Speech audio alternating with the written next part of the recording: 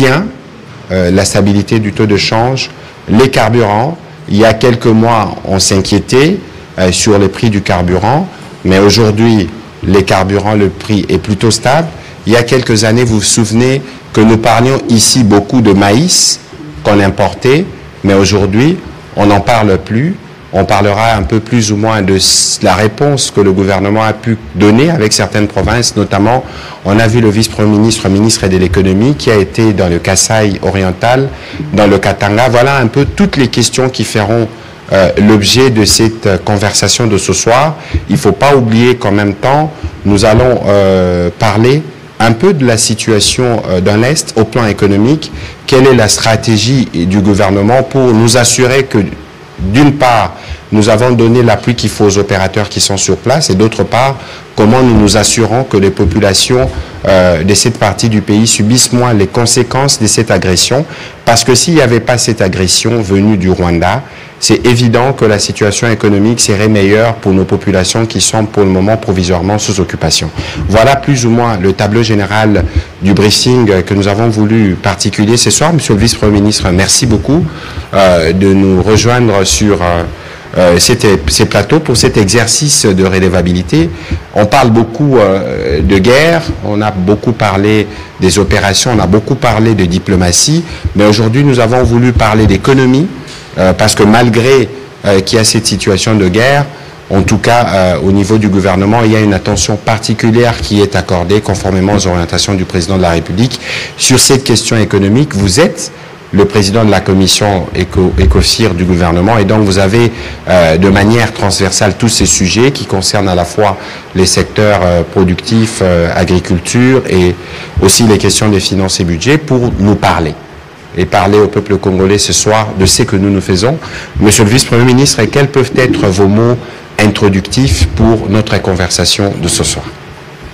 Merci, monsieur le ministre de la communication et des médias. Je pense que, comme vous l'avez si bien introduit, on va parler de ce que le gouvernement fait dans un contexte de guerre et comment dans ce contexte de guerre, lequel contexte ajoute des défis supplémentaires aux défis qui sont inhérents à la gestion d'une économie dans n'importe quel pays du monde. Donc, comment le gouvernement fait ces défis et quelles sont les performances? Essayer de démontrer quels ont été les effets positifs de certaines décisions prises par le gouvernement sur le vécu quotidien du Congolais moyen. Vous l'avez si bien dit, nous avons démarré le deuxième mandat du chef de l'État avec des engagements forts que ce dernier avait pris vis-à-vis de la population congolaise. Vous vous souviendrez de ces 6 engagements principaux, de créer plus d'emplois, de protéger le pouvoir d'achat. Et au moment où le gouvernement conduit par son Excellence Madame Judith Suminwa Tuluka est investi par le Parlement, nous avons une situation macroéconomique qui est plutôt instable, avec le taux de change, le cours du dollar qui était assez instable à l'époque. Beaucoup d'analystes prévoyaient d'ailleurs que le dollar allait franchir la barre de 3 000 francs le dollar avant la fin de l'année 2024. Mais comme vous le constatez, ce n'est pas le cas aujourd'hui. De la même manière, il y a des efforts qui ont été faits pour certains produits de base, comme les produits pétroliers, comme les produits alimentaires de grande consommation, dont les prix ont pu être réduits dans certains cas et surtout maintenus stables depuis plusieurs mois. Alors parlons d'abord de la situation macroéconomique globale. Les tendances observées ces dernières années se sont maintenues et se consolident, malgré un contexte international incertain. La particularité de ce que le gouvernement et les autres intervenants dans la gestion macroéconomique, c'est-à-dire la Banque centrale et les régies financières et les autres, la particularité donc de ce qui a été fait, c'est une meilleure coordination. Je vais vous donner un exemple. Ces derniers mois, depuis le mois de novembre de l'année passée, la Banque centrale fait un effort extraordinaire pour soutenir le franc congolais, pour maintenir donc la stabilité du taux de change, en intervenant sur le marché de manière régulière. Et l'intervention de la Banque centrale, comme vous le savez, prend la forme de vente de titres, de fameux bons BCC.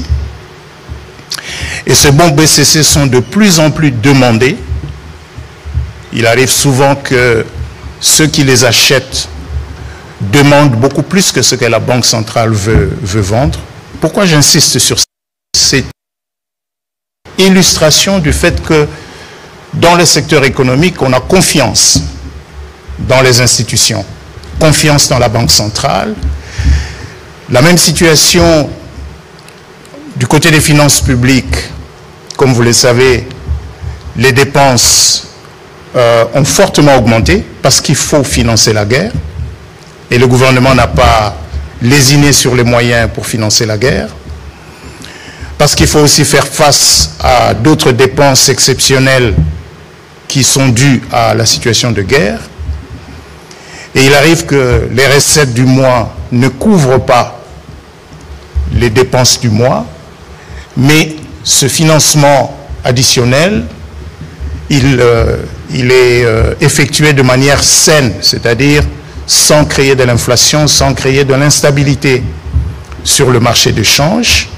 Le gouvernement vend donc des bons de trésor, le gouvernement émet des obligations, et ces obligations sont également demandées, preuve que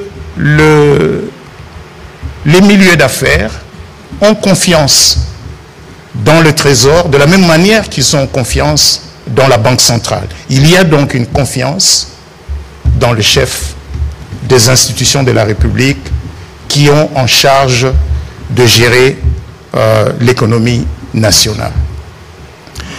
Maintenant, Monsieur le ministre, vous parliez des prix. L'année passée, début octobre de l'année passée, nous avons fait le pari de baisser le prix du carburant. Je sais qu'à l'époque, il y avait beaucoup, on va dire quoi, de pessimisme dans l'opinion. Ça ne va pas tenir, carburant qu'au bout, pénurie, on va vivre le fil dans les stations. Comme vous le remarquez, il n'y a pas de pénurie. Il n'y a pas de pénurie, je répète encore, il n'y a pas de pénurie. Il y a suffisamment de stocks de produits pétroliers. Les sociétés pétrolières disposent aujourd'hui d'une bonne trésorerie qui leur permet d'importer régulièrement les produits et de le vendre. D'ailleurs, nous avions baissé les prix d'une moyenne de 13%. Eh bien, tenez-vous bien, la consommation de produits pétroliers a tout simplement explosé. Dans le mois qui avait suivi la baisse de prix, la consommation avait augmenté d'à peu près 33%. Aujourd'hui, nous avons des taux d'augmentation qui frôlent les 50%. Donc, il y a plus de volume de produits pétroliers qui sont consommés dans le pays. Dans cette ville de Kinshasa, en moyenne aujourd'hui, CEP livre entre 3000 à 3500 mètres cubes, alors qu'avant la baisse de prix, CEP livrait une moyenne de 1500 mètres cubes de carburant dans les stations. Donc j'aimerais vous dire, s'il arrive que certains jours vous voyez des files où à une ou deux stations, vous n'avez pas besoin de vous inquiéter. Ce n'est pas un signe d'une pénurie qui s'annonce, c'est généralement parce que les logisticiens, c'est-à-dire ceux qui doivent manipuler les produits pétroliers pour les amener jusque dans les stations, ils ont aujourd'hui beaucoup à faire, beaucoup plus qu'avant. Et avec les embouteillages dans la ville, il arrive très souvent que CEP soit débordé dans la journée.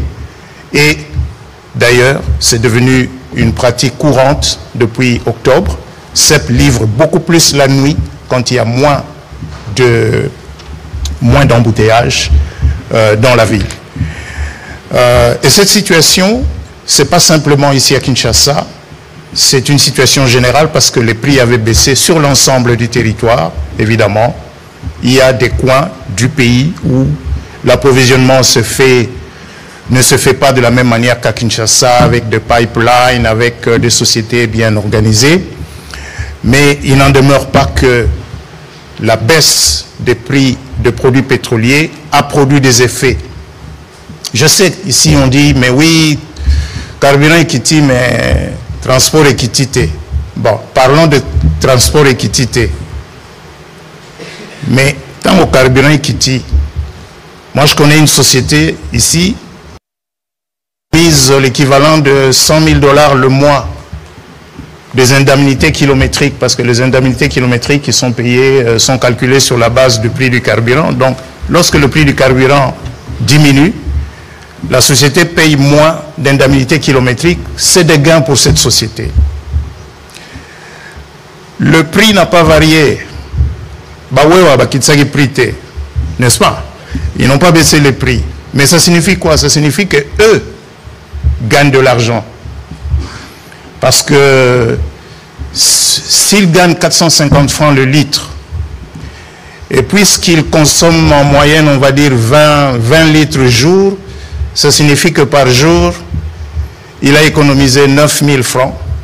Et ça signifie que le mois, il a économisé dans les 270 000 francs, c'est pas loin de 100 $ de revenus supplémentaires d'un conducteur Wewa à la suite de cette augmentation, de cette diminution des prix du carburant. Et on peut citer d'autres effets positifs que cette décision a eu.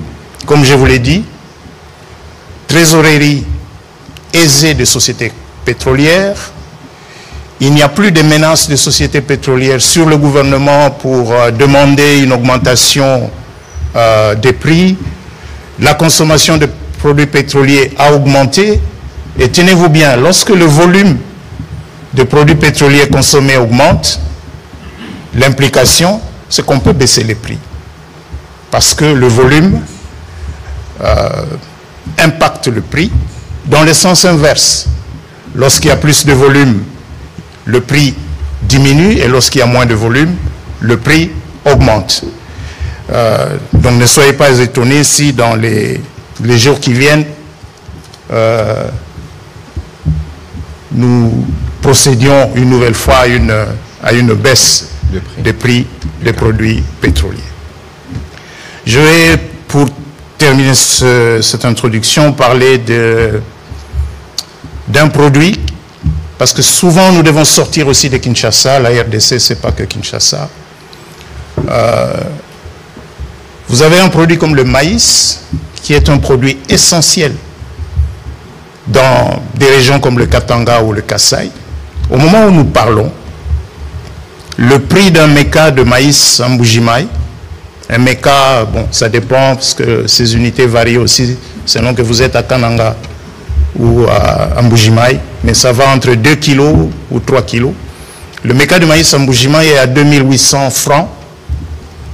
J'apprends même qu'il y a des endroits où on peut le trouver à 2500 francs. Mais jusqu'en octobre de l'année passée, en Mbujimaï, le méca de maïs coûtait de 8 000 à 8 500 francs. Monsieur, donc non seulement qu'il a baissé... Vous parlez des mécas. Le méca, c'est l'équivalent du sakombi. Ici, écolo, voilà. Voilà, c'est plus compréhensible. Mais bon, quand je dis méca, je sais qu'en Mbujimaï, on me comprend tout de suite. Tout à fait. À Kinshasa, il faut encore il faut expliquer. Mais à Mbujimaï, à Kananga, on ne parle pas d'écolo, on ne parle pas de sakombi, on parle de méca de maïs. Pareil au Katanga, où le prix du maïs est resté stable. Le sac de 25 kg ne dépasse pas le 20 $. Il s'est même vendu il y a quelque temps, et c'est encore possible dans les semaines qui viennent, qui se vendent à l'équivalent de 16,5 $ le sac de 25 kilos. Donc non seulement que ces prix ont baissé, en ce qui concerne le maïs, ce produit généralement connaît de fortes augmentations de prix vers la fin de l'année, qui est la période de soudure. Nous n'avons pas connu ça entre septembre et décembre de l'année passée, et nous espérons répéter la même prouesse cette année, grâce notamment à des facilitations qui ont été accordées aux importateurs, mais plus important, grâce à l'augmentation de la production locale de maïs. Ce qui a sauvé Mbuji-Maï, c'est beaucoup plus le maïs local que le maïs importé. Et ça, c'est un développement important qui mérite d'être souligné.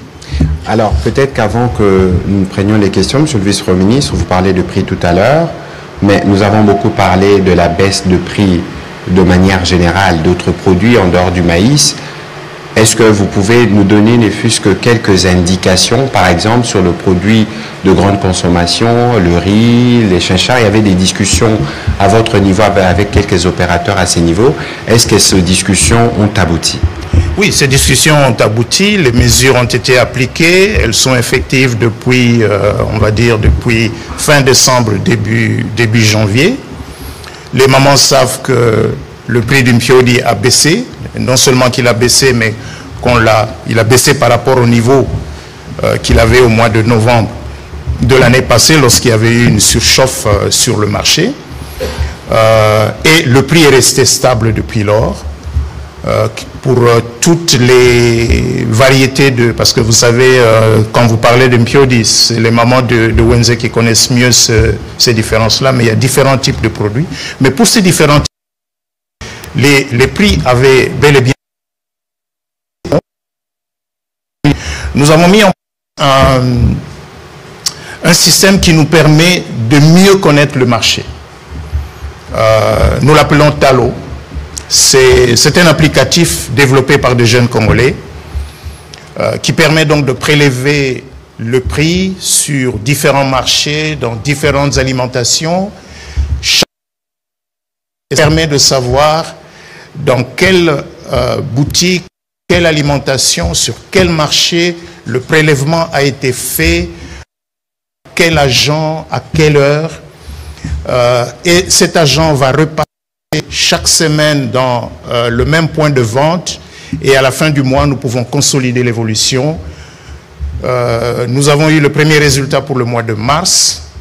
Ce document qui sera dans quelques jours disponible sur le site du ministère de l'économie nationale, mais qui peut déjà être mis à la disposition de nos amis de la presse, permet de constater effectivement que les prix des biens alimentaires et des biens de grande consommation sont stables, mais plus intéressant, cet instrument nous a révélé une très grande fracture dans l'économie quinoise.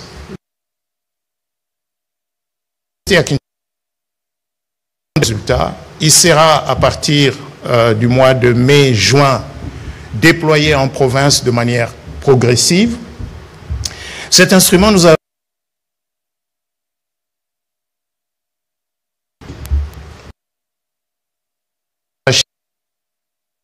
dans un Wenze ou Matete, à Gombe, il y a de grandes disparités de prix sur le même produit, la même marque.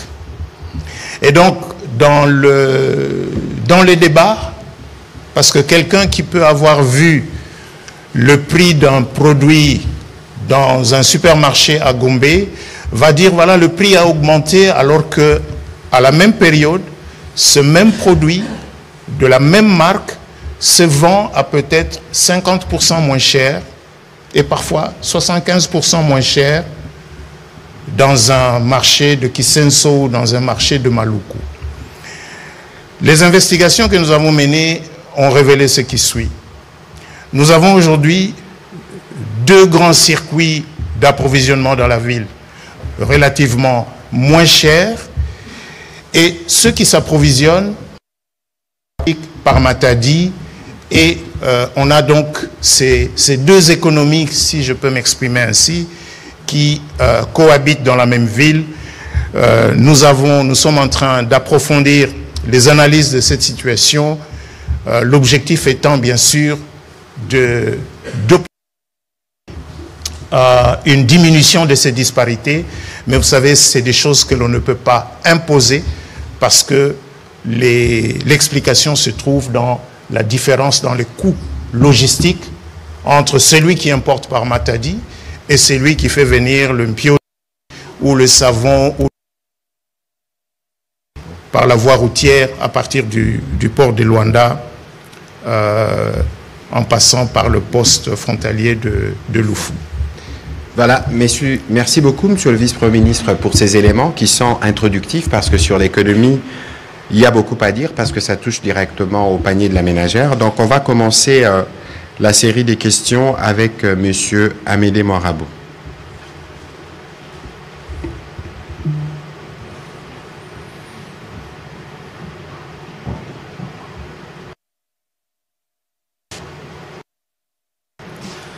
Amédée Morabou pour le compte des finances et entreprises. Monsieur le ministre, je suis un peu surpris de votre satisfaction par rapport aux résultats, notamment à ce qui concerne la réduction du prix de carburant. Et dans votre argumentaire, vous prenez fait aux causes des opérateurs économiques qui font plus de recettes. Oui, ça peut se vérifier. Vous parlez aussi des Wewa qui font un peu plus, qui dépensent moins dans les carburants. Mais moi, je vous dirais, je sais que le premier qui est par le gouvernement en baisse, c'était pour que les Congolais lambda débourser le moins possible. C'était ça l'idée principale. Aujourd'hui, vous ne pouvez rien dire par rapport à ça parce que les fonctionnaires et qui travaillent à la Gombe, à la fonction publique, il vous dira chaque jour, il dépense peut-être 10 000 francs congolais. Parce que le prix des transports a triplé, quadruplé, voire quintuplé, à cause notamment des embouteillages qu'on connaît à Kinshasa. Donc, je suis un peu troublé avec votre satisfaction, parce que moi, je suis automobiliste, mais je vous dirais franchement, Excellence, je préférerais plus rouler sur une bonne route que les routes en lambeaux qu'on a actuellement là. Parce que si je vous dis la facture que je dépense pour les réparations, en tout cas, moi, je n'applaudis pas parce qu'on a réduit de 400% et de 400 francs les litres de... Donc, est-ce que vous avez pensé aux fonctionnaires? Parce que c'est ça. Aujourd'hui, ils payent plus que ce qu'ils payaient avant, malgré la réduction du prix. Je vous ai suivi, Excellence, vous avez donné des statistiques de ce que le gouvernement paye, notamment pour les manques à gagner avec les pétroliers. Vous parliez que de 340 millions de dollars dépensés chaque année, pendant les 4 dernières années, pour payer les manques à gagner des pétroliers producteurs.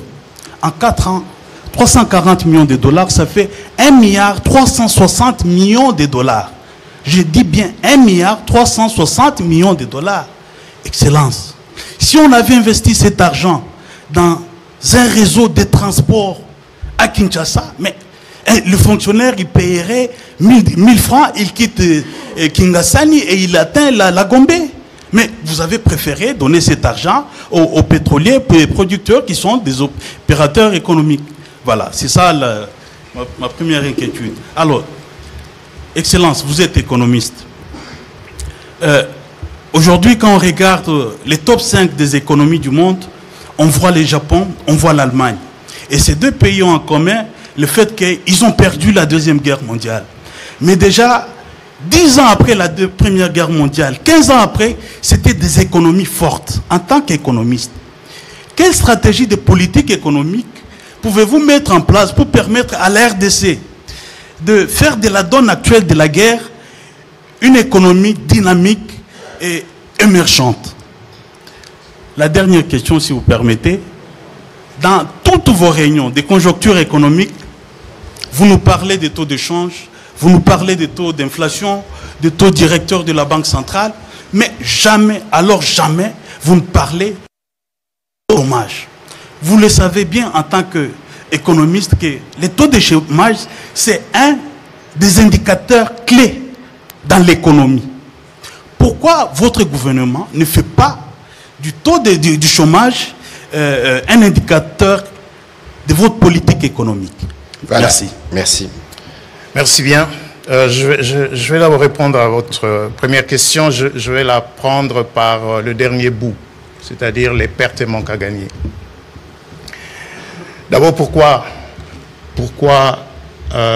parce que dans votre argument, vous dites vous avez préféré payer aux sociétés au lieu d'utiliser cet argent pour financer, par exemple, les routes.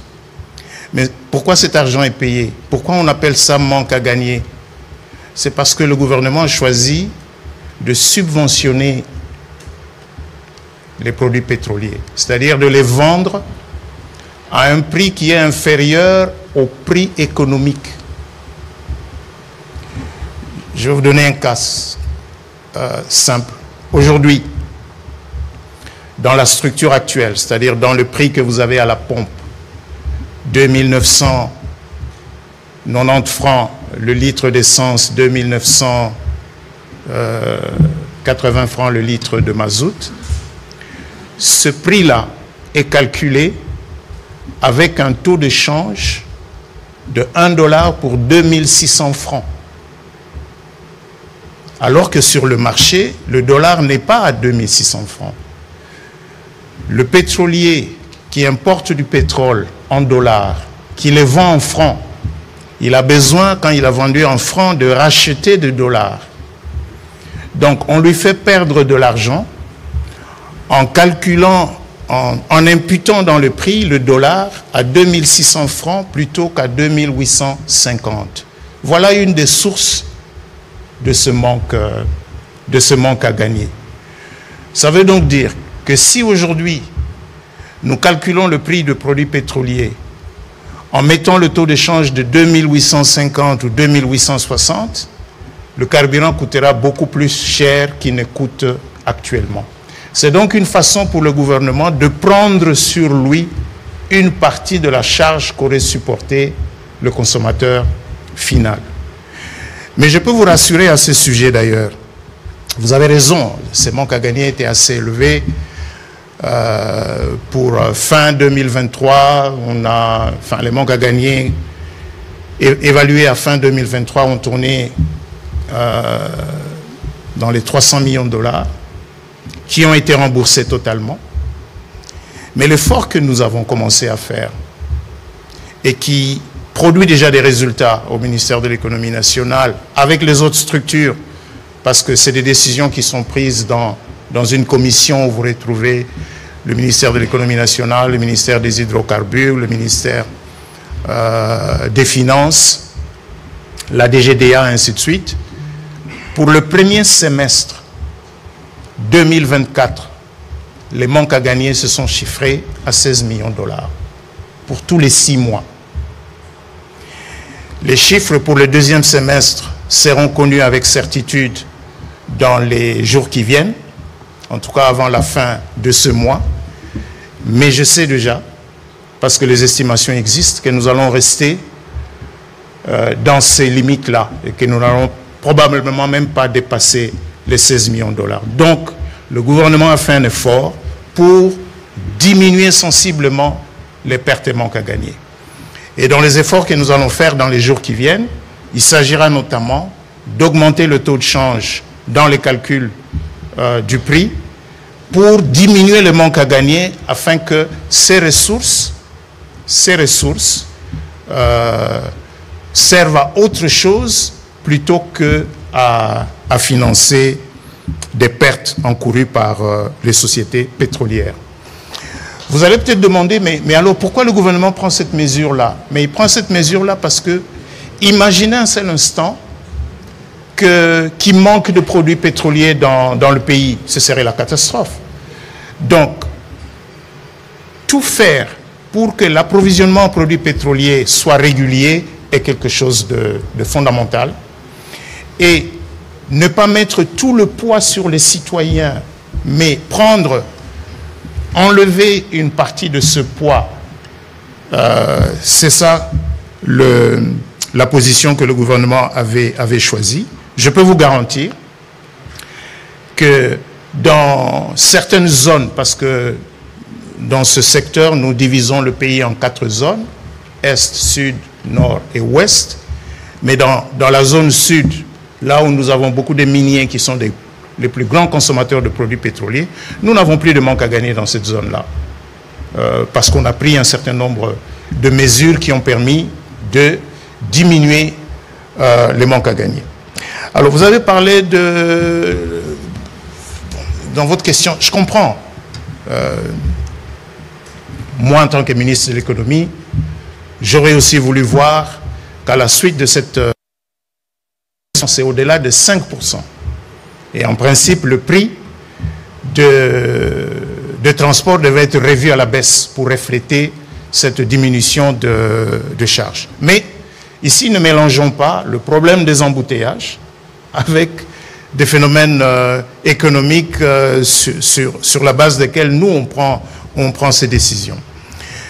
Rappelez-vous qu'avant cette baisse des prix du début octobre 2024, il y avait eu plusieurs augmentations des prix de produits pétroliers sur les 12-18 mois qui avaient précédé, qui ne reflétaient dans les prix de transport. Donc beaucoup de transporteurs, parce que les décisions ont été prises, en tout cas, par les autorités compétentes, qui sont le gouverneur de province. C'est au gouverneur de province qu'il revient, après avoir réuni les différentes corporations, de déterminer les prix des transports publics. Donc les transporteurs ont dit, quand vous augmentiez, vous nous avez empêché d'augmenter, et maintenant que vous diminuez, vous voulez que nous diminuions, vous ne tenez pas compte des pertes que nous avons encourues dans le passé. Mais laissez-moi au moins vous rassurer que,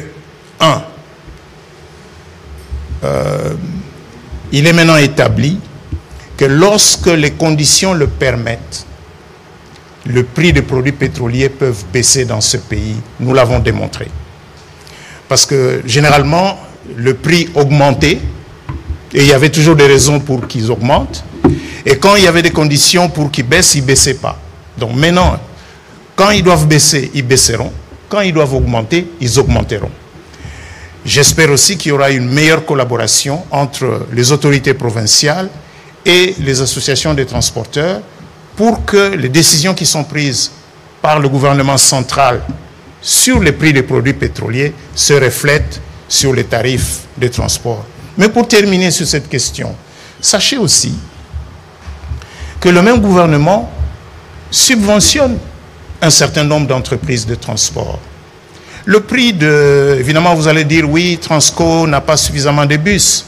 Mais le tarif de Transco est resté inchangé. Pourquoi? Parce que Transco est subventionné. Il reçoit du ministère de l'économie chaque mois, Transco, Transacademia, SNCC et bien d'autres entreprises qui sont donc subventionnées par le même gouvernement de manière à maintenir bas les tarifs pratiqués par ces sociétés. Le Japon et l'Allemagne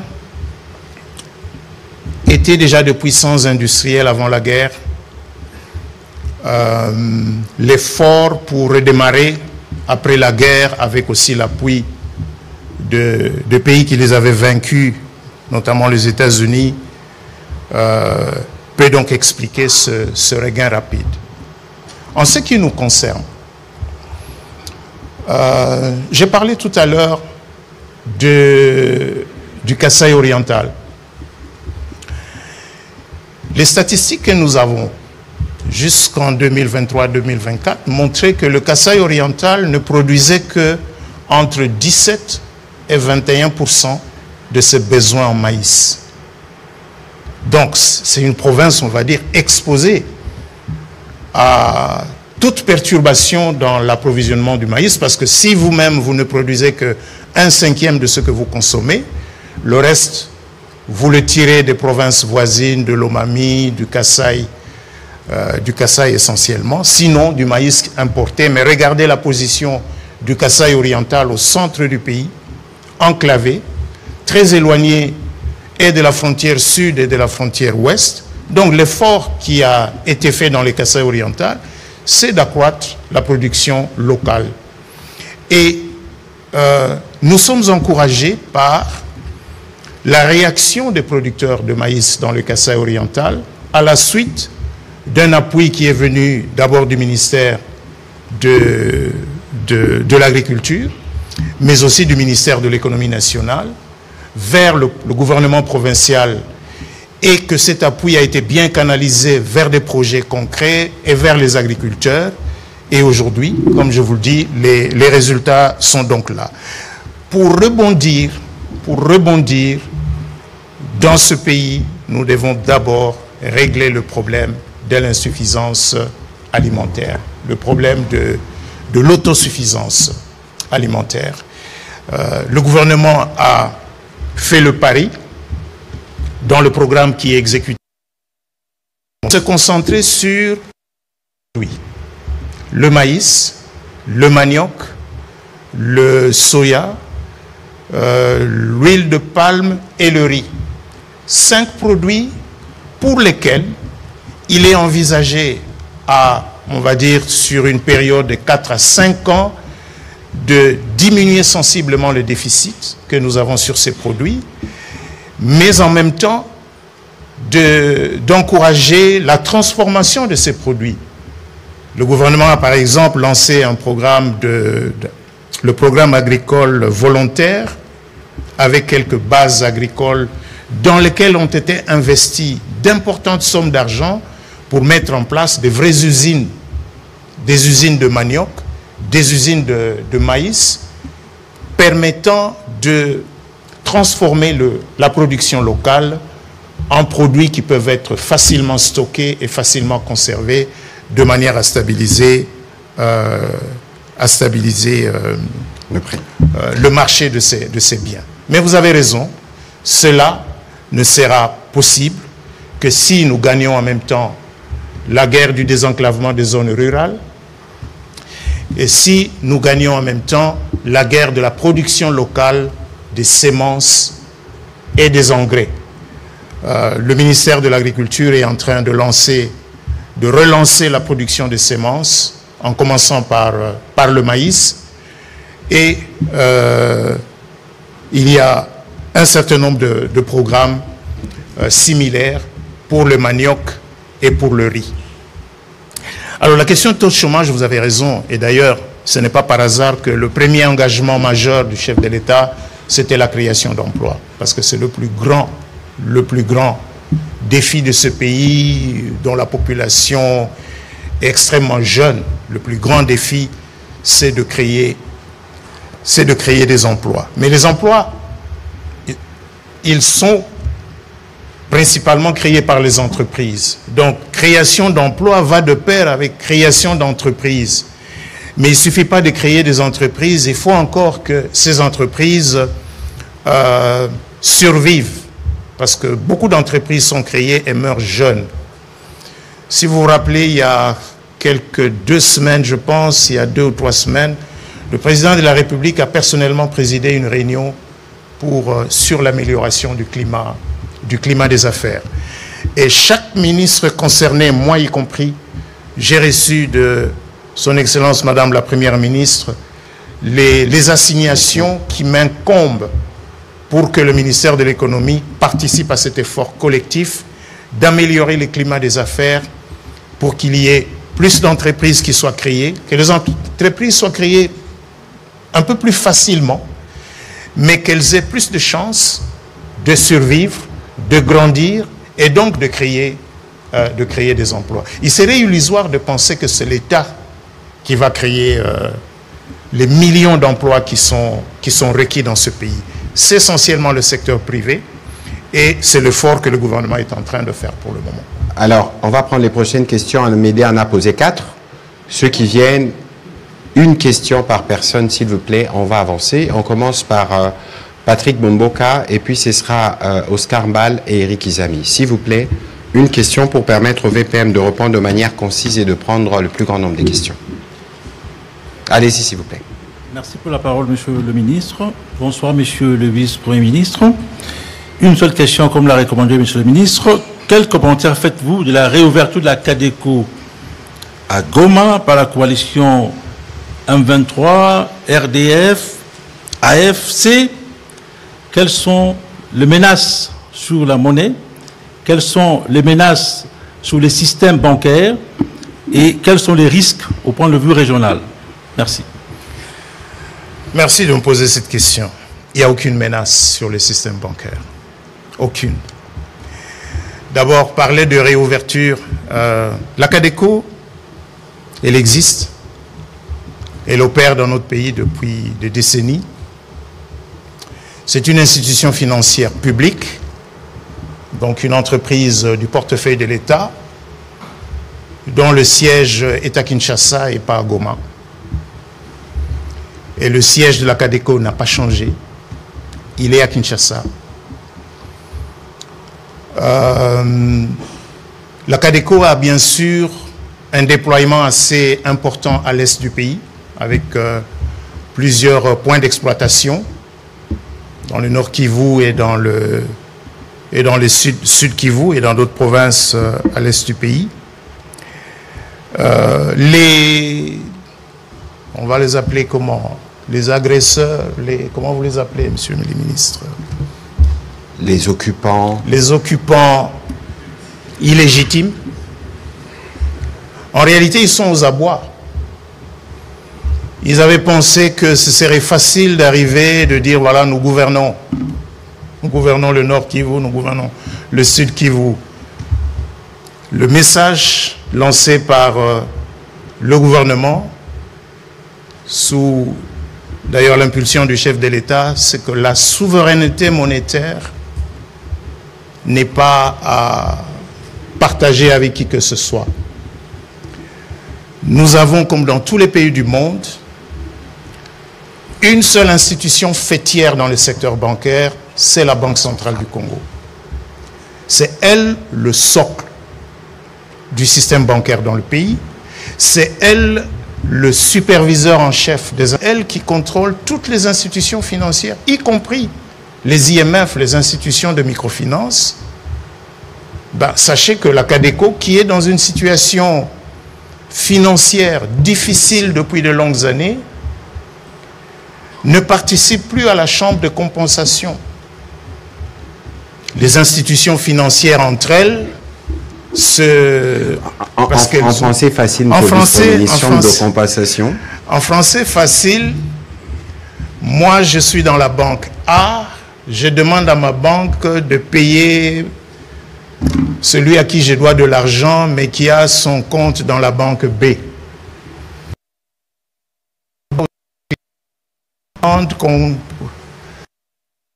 Que cette banque paye des gens qui sont dans la banque A. Concrètement, la banque A ne va pas dire je paye et puis je vais attendre que les banques vont se rencontrer chaque jour. Toi, je dois envoyer autant chez toi. Moi aussi, je dois envoyer autant chez toi. On croise et on ne paye que le net. Celui qui doit plus va payer à celui qui doit moins. Si on te dit, voilà, c'est toi qui me dois, il faut que tu payes. Le jour où tu ne payes pas, si tu ne payes pas aujourd'hui, tu ne payes pas demain, tu deviens un élément dangereux dans le secteur bancaire. On te sort. Le fait de te sortir de ce cadre signifie que tu n'es plus une institution financière crédible. Tu es en fait une institution financière qui peut mettre tous les secteurs bancaires en danger. Donc la CADECO n'est plus dans ce cadre-là depuis un certain nombre d'années. Le gouvernement envisage depuis quelque temps de restructurer la CADECO. D'abord, il faut la récapitaliser parce que c'est une institution qui a des fonds propres négatifs. Ça signifie que ce qu'elle a comme fonds propres moins ce qu'elle doit, en fait, elle doit plus que ce qu'elle possède, elle, comme fonds propres. Et une institution financière qui a des fonds propres négatifs, c'est une institution financière qui n'est plus capable, si vous avez déposé vos épargnes auprès d'elle, de vous rembourser quand vous voulez chercher vos épargnes, n'est-ce pas? Le ministre des Finances disait que c'était une arnaque. Donc, faire croire aux gens que voilà, nous avons aujourd'hui une banque à Goma, et d'ailleurs, les mêmes occupants illégitimes invoquent la Constitution qu'ils piétinent en s'attaquant au pouvoir légitime établi dans le pays. Ils invoquent la loi bancaire pour installer une institution financière. Toute institution financière agréée par la Banque centrale doit avoir un compte à la Banque centrale. La CADECO aujourd'hui n'a pas de compte à la Banque centrale. En d'autres termes, si vous mettez votre argent à la CADECO et que vous récupérez, vous gagnez les pananes. Donc, parce que le gouvernement a tenu, et a tenu bon, en n'ouvrant pas. Nous savons que c'est dur pour nos compatriotes qui sont dans ces zones. Mais nous n'allons pas négocier au rabais la souveraineté monétaire, parce que qu'est-ce que ça aurait signifié qu'on laisse les banques ouvertes à Goma et à Bukavu? Ça signifiait qu'on devait laisser aussi la Banque centrale, parce que pour que les banques opèrent, il faut que derrière elles, Maman na bango azala, pour yende abando bimisa mbongo quand ils en ont besoin. Maintenant, nous allons laisser la Banque centrale sous les injonctions des occupants illégitimes. La réponse du gouvernement a été non. D'ailleurs, ils ont plusieurs fois essayé de casser le coffre-fort de la Banque centrale. Ouais. Donc voilà, c'est ça la situation. Il y a des solutions palliatives qui font fonctionner un peu l'économie dans cette partie, avec la monnaie électronique, avec d'autres comportements que les opérateurs économiques ont adoptés. Mais tout le monde sait que le niveau d'activité économique a baissé, parce que quand l'argent ne tourne pas, le niveau d'activité économique baisse, il y a moins de carburant dans cette partie du pays. C'est des pertes de ressources pour nous, mais pour le pouvoir central, je veux dire. Mais pourquoi nous allions nous faciliter la tâche à des occupants illégitimes qui, entre-temps, prennent les recettes douanières? S'ils prennent les recettes douanières, les souffrances dans cette partie du pays aujourd'hui ne sont pas du fait du pouvoir central, c'est du fait de l'occupation. Que cette situation prenne fin, les banques vont réouvrir et le Nord Kivu et le Sud Kivu, qui sont de vrais poumons économiques du pays, vont reprendre leur rythme de respiration habituel. Voilà, on va prendre la question plutôt d'Éric Izam et puis ce sera Oscar Mbal. Une question, s'il vous plaît. Merci, Excellence, pour la parole. Monsieur le ministre de l'Économie, vous avez reconnu la souffrance de nos populations au niveau de la partie orientale, le nord et le sud Kivu. Alors, comment comptez-vous au niveau du gouvernement appuyer les opérateurs économiques congolais vivant dans cette partie de la République? Pour terminer, après l'annonce par l'ancien chef de l'État, Joseph Kabila Kabange, de revenir au pays par la partie orientale, on a vu Olivier Kamitatu Etsu, autrefois président de l'Assemblée nationale, parler du fédéralisme. Ça, c'est la question au ministre Mouyaya. Comment est-ce que vous, gouvernement congolais, réagissez quand on parle fédéralisme en République démocratique du Congo? Alors, heureusement que j'ai à côté de moi un professeur d'économie, réputé, reconnu. Il aura sûrement l'occasion de donner quelques éléments de réponse à propos, parce que, permettez-moi, même si on peut comprendre l'idée de faire un détournement, parce que bon, si on était déjà annonceur d'un arrivé qui n'est jamais arrivé, qui n'arrivera peut-être pas, on cherche à faire une petite diversion. C'est très malsain et très indécent de vouloir ouvrir un débat comme celui-là dans un contexte où vous n'avez jamais eu le courage de condamner ceux qui ont touché aujourd'hui à l'intégrité du territoire national. Vous voulez parler du fédéralisme d'un territoire où vous avez des agresseurs qui y sont, qui tue tous les jours, où vous n'avez jamais eu le moindre bon sens, j'allais dire, d'exprimer une solidarité contre pour vos propres compatriotes qui sont des victimes quotidiennes, et vouloir amener un tel débat, ça signifie simplement qu'on veut déplacer les curseurs parce que l'annonce qu'on a faite n'a pas donné les résultats. Et donc, c'est à la limite choquant d'ailleurs, parce que si nous devons refaire le parcours de l'homme qui l'est dit, du pacte de Sun City et de tout ce qu'il y a eu, il ne faut pas oublier que nous étions dans un contexte où le président de la République avait dit qu'on devait réfléchir justement sur la Constitution.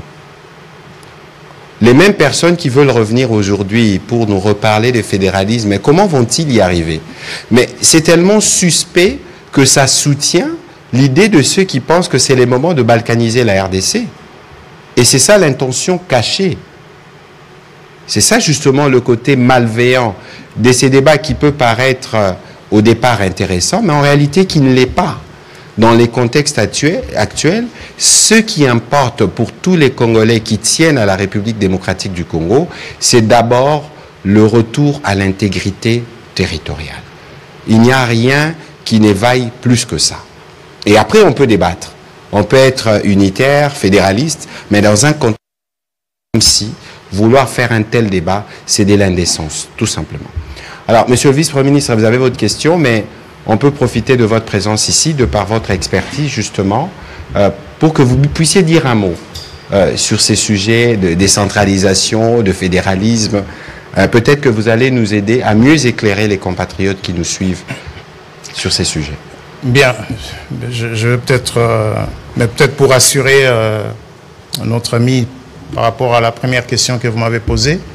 Oui, le gouvernement est conscient, parce qu'il y a, vous savez, les banques sont fermées, il y a des entreprises qui opèrent dans ces zones, donc qui commencent à avoir des difficultés pour importer des matières premières et continuer à travailler. Nous avons eu des échanges qui vont se poursuivre. J'ai personnellement invité un certain nombre d'entreprises qui ont des opérations dans ces zones pour le 24 avril, pour une réunion avec la FEC et le ministère de l'économie, de manière à trouver les voies et moyens de faciliter la continuation de leurs opérations économiques dans le cadre restreint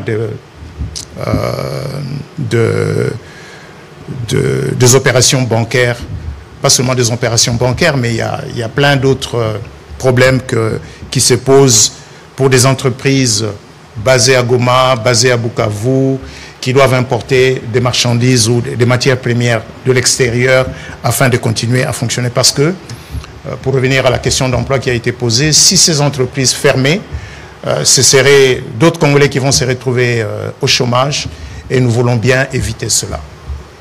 Alors, pour parler de... Bon, enfin, je crois que le moment est un peu suspect de parler de fédéralisme, alors que la bataille qui vaut la peine pour le moment, c'est la bataille de la restauration de l'intégrité du territoire national.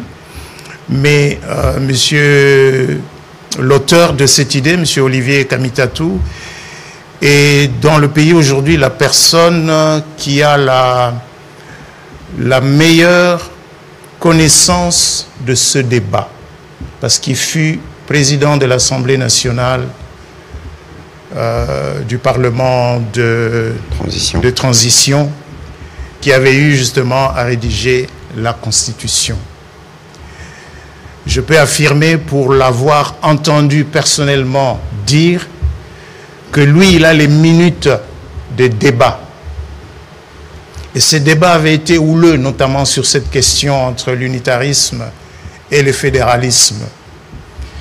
Et ces minutes, c'est-à-dire la transcription de ces débats, je crois qu'il les a. Et un jour, enfin, quand il pensera rédiger ses mémoires, peut-être de rendre public, de nous retracer, de nous replonger dans cette salle où se tenait ce débat, dans les pour et les contre, qui ont poussé pour produire la Constitution que nous avons aujourd'hui,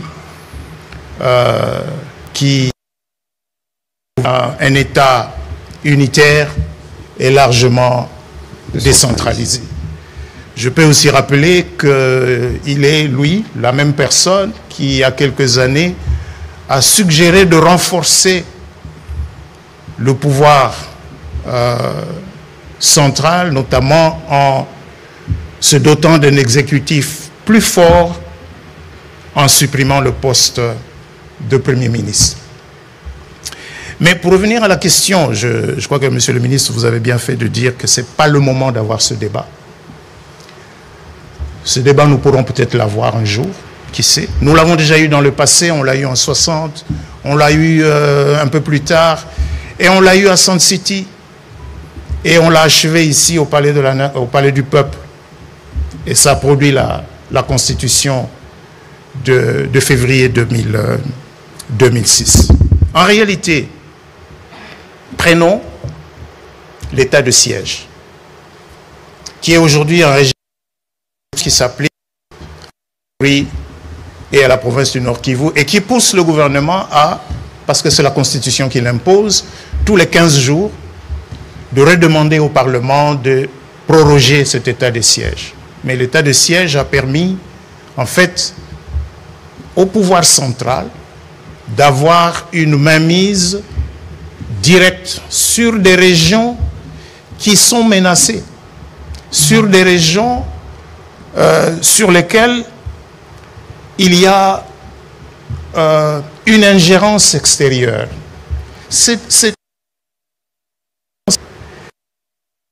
Maintenant, avec un Congo oriental, parce qu'après il va encore falloir décider sur quelle ligne on va diviser les États fédérés. Et puis on va encore avoir un débat sur est-ce que c'est des États fédérés ou c'est des États confédérés. Non, aujourd'hui, retrouvons d'abord l'intégrité du territoire national. De la même manière, comme je l'ai dit tout à l'heure, que le gouvernement a fait fort, chez l'État n'a pas flanché. Monétaire. Les gens ont dit oui, si vous n'ouvrez pas les banques, c'est le franc rwandais qui va circuler et ces zones risquent de nous échapper. Dans ce pays, on a déjà connu 2 zones monétaires. Il y avait la zone monétaire de Kasaï qui n'acceptait pas le nouveau Zaïre, qui continuait à utiliser les anciens Zaïre, et l'autre zone. Et puis un jour, les 2 zones ont été réunifiées et nous sommes restés un seul pays, un pays uni. Il en sera de même. Nous allons retrouver ces parties du Nord Kivu et du Sud Kivu qui sont occupées pour que le Congo demeure un seul pays uni. Et le débat sur la forme de l'État, il reviendra peut-être, mais pour l'instant, nous avons peut-être intérêt à d'abord faire fonctionner ce système d'un État unitaire largement décentralisé. Et là, il y a de la matière.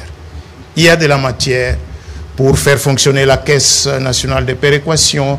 Il y a de la matière pour une vraie déconcentration, une vraie décentralisation des compétences que la Constitution reconnaît aux provinces, mais il y a aussi de la matière dans la culture politique.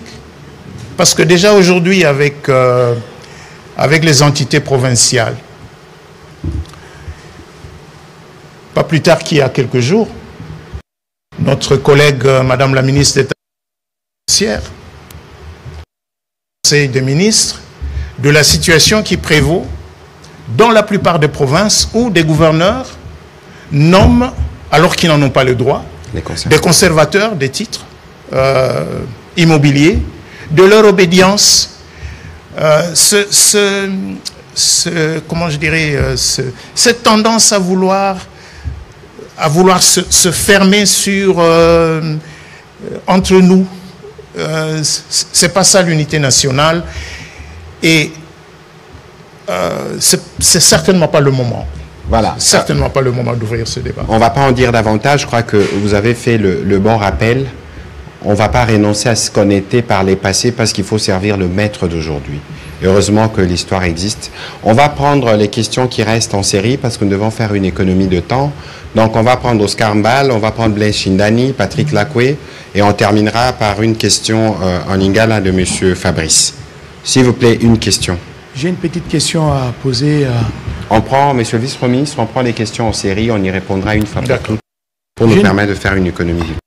Merci pour la parole. J'ai une petite question à poser au Premier ministre, ministre de l'économie nationale. J'ai été heureux de l'entendre. Il a dit que les zones sous occupation étaient des poumons pour la République. Elles étaient des pourvoyeuses en termes de recettes. Aujourd'hui, elles sont sous-occupées. Et donc, nous parlons de l'économie des guerres.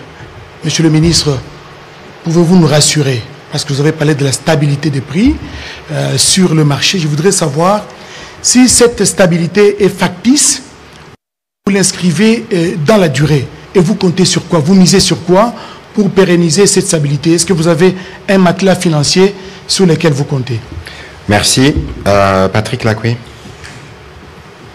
Monsieur le ministre, vous allez m'excuser. La question que je pose aura deux volets. Rapidement, s'il vous plaît. Merci.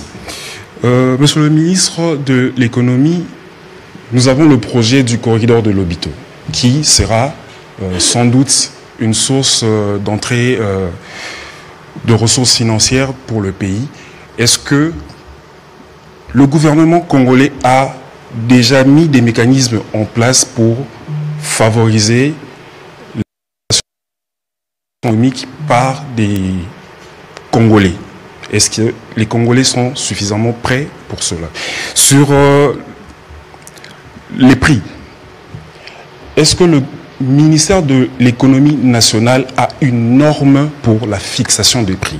Pourquoi? Parce que c'est différent. Merci. Monsieur Blaise Shindani. Merci beaucoup, Excellence. Ma question, c'est cette affaire de la vente, de la vente en détail par les Indo-Pakistanais. Alors que la loi congolaise ne l'autorise pas. Les petits commerçants congolais en souffrent énormément. Votre ministère avait autrefois promis de régler cette affaire. Mais jusque-là, sur terrain, rien ne se passe. Alors, qu'est-ce que ces petits commerçants congolais qui se battent à longueur de journée peuvent attendre aujourd'hui de votre ministère? Merci. La dernière en lingala, et on aura le temps d'y répondre en une fois pour toutes. Matoni mingi ntoma Patrick Mouyaya, Zambi mwa motuna moko na ntoma koangela kamambia libombo. Bayi Congo démocratique balingi ko sosolo penza, motango boni ya mboka Congo ebungisi uto batomboki babotolo bongo ngambo ya nord pe sud Kivu. Omeka ko limbo Congo ebungisi mbongo motango boni. Na mona mboka Patrick Mouyaya, Zambi masolo ya conseiller spécial et chef de l'État à Salaki Bongo et Sili, nous avons bayi opposition, baïke bayete. Boni mbula matari yango ekobima kozanga bayi opposition oyo bino ngozale kozela. Merci. Monsieur le Vice-Premier ministre, vous pouvez... Merci bien. Première question, dans une économie de guerre, est-ce que cette stabilité est factice? Non. Justement, j'ai commencé par là. Elle n'est pas factice. Nous avons les leviers nécessaires pour maintenir la stabilité. Ces leviers, c'est quoi? C'est d'abord sur le plan monétaire, les réserves d'échange qui continuent à tourner autour de 6 milliards de dollars. Comment ce montant-là nous aide aujourd'hui? Il nous aide premièrement, le gouvernement, quand le gouvernement dépense, il y a des dépenses qui sont faites. À ce moment-là, c'est la Banque centrale qui vend ces dollars, mais pour vendre, vous devez avoir. Donc, tant que ce matériel est là, la Banque centrale peut vendre au gouvernement le montant. Et aujourd'hui, c'est quand même des montants qui parfois peuvent atteindre 400 millions de dollars le mois, permettant ainsi de ne pas manquer des ressources en devises pour faire face à des dépenses publiques. De la même manière, puisque l'État aussi s'endette et que régulièrement il faut rembourser la dette, et la dette extérieure, il faut la rembourser en devises étrangères, tout comme même la dette au niveau local, par exemple, les obligations du Trésor qui sont libellées en dollars et qu'il faut rembourser en dollars, va avoir les ressources nécessaires pour que les montants qui sont dus par l'État soient remboursés régulièrement sans défaut. Mais le plus important, c'est la volonté. Le plus important, c'est justement cette volonté, comme je disais au début, de mieux coordonner le ministre des Finances, Madame la gouverneure de la Banque centrale, régulièrement pour assurer que ce que fait l'un à gauche ne va pas en l'encontre de ce que fait l'autre à droite et que leurs actions combinées permettent de stabiliser le marché de change. C'est ce qui justifie ces réunions hebdomadaires qui se tiennent à la primature chaque mercredi en comité de conjoncture économique ou sous la présidence de Madame la Première ministre, chef du gouvernement, le ministère des Finances, le ministère du Budget, la Banque centrale et d'autres du gouvernement, y compris nous pour regarder cette situation. Et lorsqu'il y a des compléments d'analyse à faire, d'habitude, ces compléments d'analyse sont adressés à la Commission économie, finances et reconstruction que je préside et qui se réunit chaque lundi de chaque semaine pour examiner de manière plus approfondie certaines de ces... Et d'ailleurs, c'est peut-être vous me donnez là l'occasion. Ceux aujourd'hui qui achètent le bon BCC, ceux aujourd'hui qui achètent les bons de trésor et les obligations du trésor, même celles qui sont libellées en dollars, et font donc, ces opérateurs font donc confiance dans les institutions de la République. Ils savent qu'ils seront remboursés, leurs intérêts sont payés. Nous allons la maintenir. Corridor de Lobito, il nous revient à nous, Congolais, de faire du corridor de Lobito pas simplement un chemin de fer pour sortir les minéraux de la RDC vers les autres pays, mais d'en faire un corridor de développement. Et laissez-moi vous dire, souvent, on tend à regarder le gouvernement, mais les affaires, ceux qui sont des hommes et des femmes d'affaires, les affaires, on les sent. Donc le corridor de Lobito, c'est une opportunité. Et je sais, parce que je discute avec pas mal de Congolais, jeunes, même de jeunes Congolais, qui ont des idées, qui cherchent des partenariats, qui proposent des projets, qui cherchent du financement pour la transformation. Je peux citer le cas d'un jeune Congolais qui est sur un projet très important de raffinage de cobalt et du cuivre, pour qu'on cesse de sortir des produits bruts, mais qu'on commence à sortir des produits raffinés. Évidemment, un tel projet il va être très important donc, pour ce corridor de développement. La balle est donc dans le camp de tous les Congolais, de ceux qui veulent gagner de l'argent, de ceux qui veulent, avec l'accompagnement du gouvernement, bien sûr. Est-ce qu'il y a des normes pour les prix? Je vous ai justement parlé de cette publication que nous avons lancée depuis le mois de février, mais qui est opérationnelle depuis le mois de mars, et qui nous a révélé ces disparités entre différents points de vente. La première hypothèse, c'est que les circuits de distribution diffèrent. Ceux qui s'approvisionnent par l'OUFOU ont des coûts différents supervisionne par Matadi.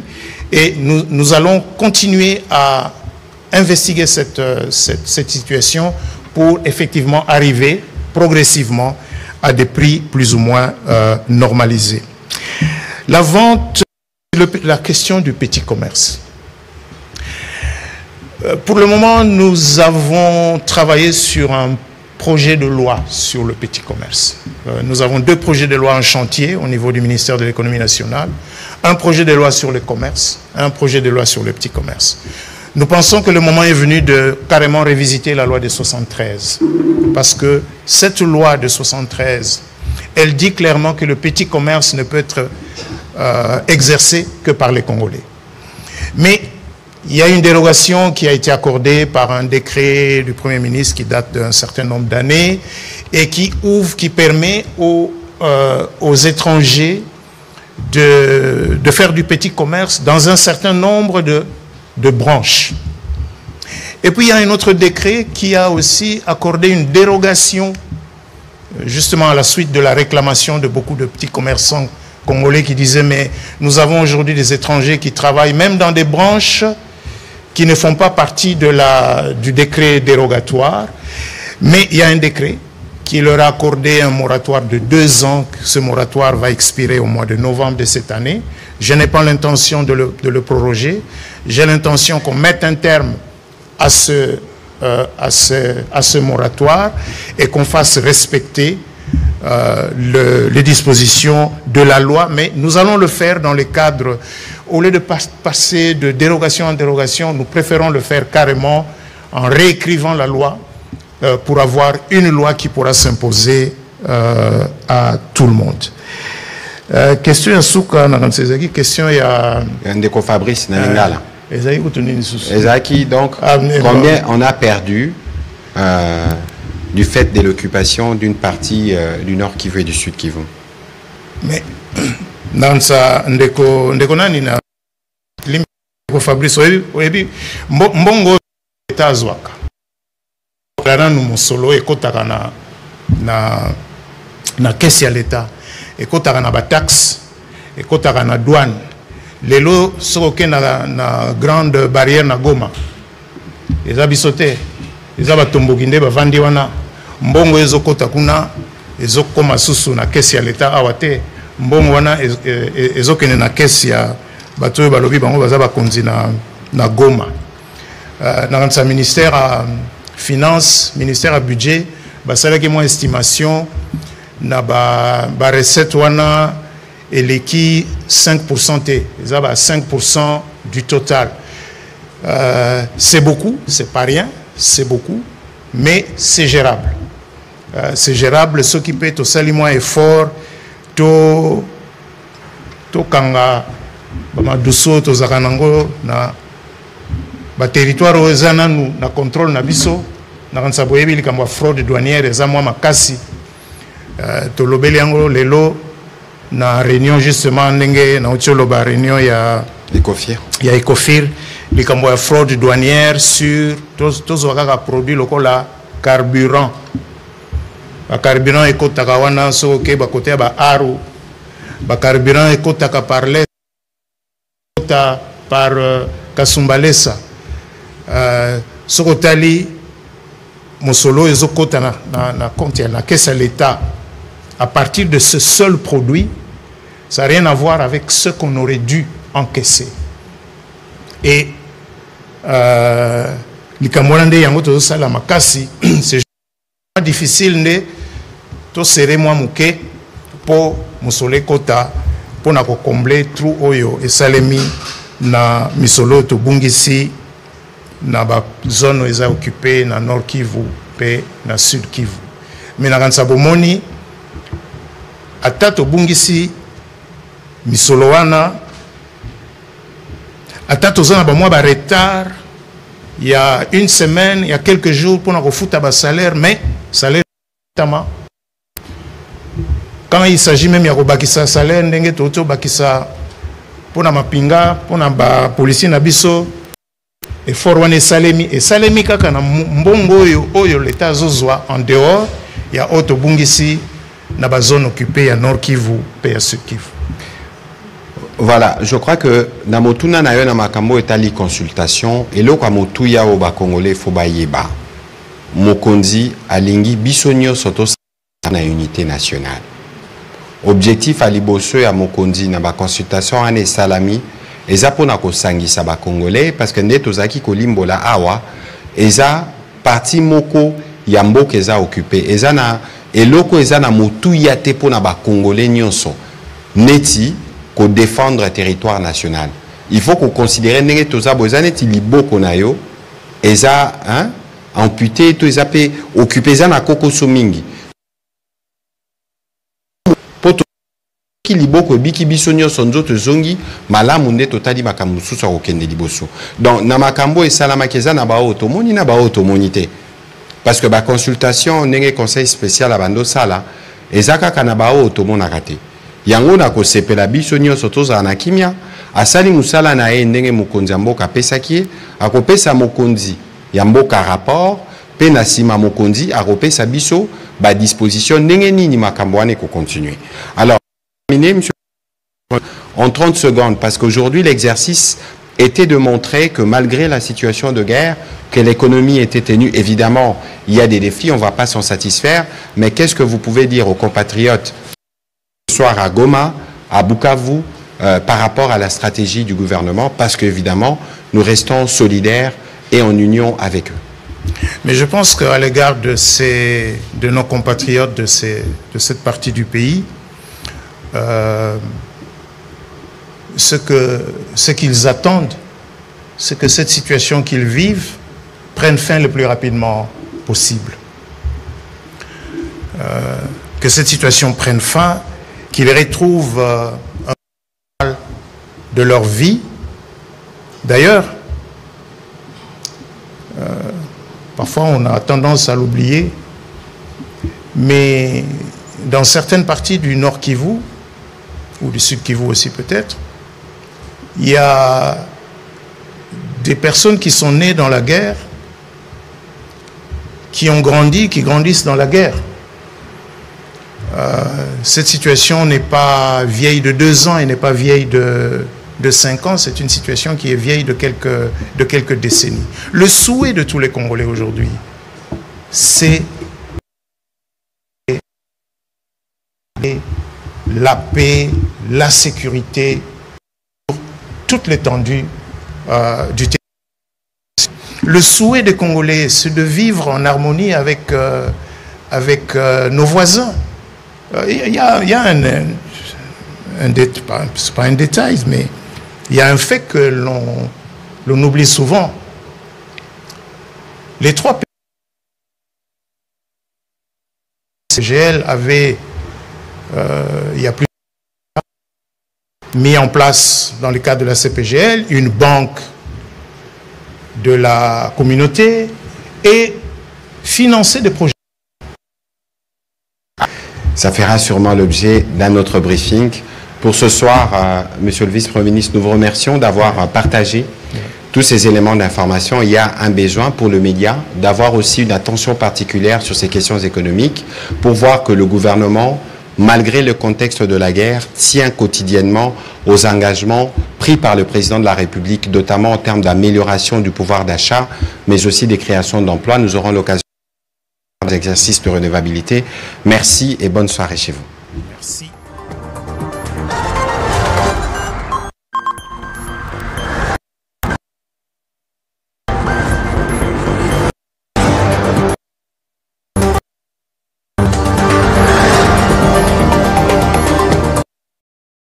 Gouvernement des fous, gouvernement des fous. Liberté, ami de la liberté, liberté. Gouvernement des fous, gouvernement des fous. Dirigé par des fous, dirigé par des fous. Parlement des fous, sécurité fou, entouré par des fous. Toujours des fous, parlement des fous, sécurité fou, entouré par des fous, toujours des fous. Président fou, son entourage fou. journalistes des fous, oh. Tous des fous, oh. Ils marchent en fou, oh. Wallahi des fous, oh. Ces ministres fous, ces députés fous, ces conseillers fous, tout gouvernement des fous. Gouvernement des fous, dirigé par des fous, dirigé par des fous.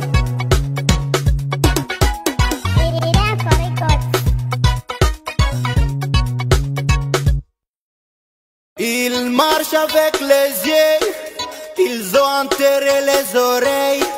Ils marchent avec la tête, ils ont enterré l'intelligence. Batambola kanami soy, bantere matoi. Batambola kanami tuo, bantere intelligence. Banakulaka ya ulafi, banalalaka na wasiwasi. Banalotaka tu kuiba, mandoto za kuua watu. Ils veulent tout s'accaparer. Gouvernement familial. Papa des fous, maman des fous, il n'a rien à dire.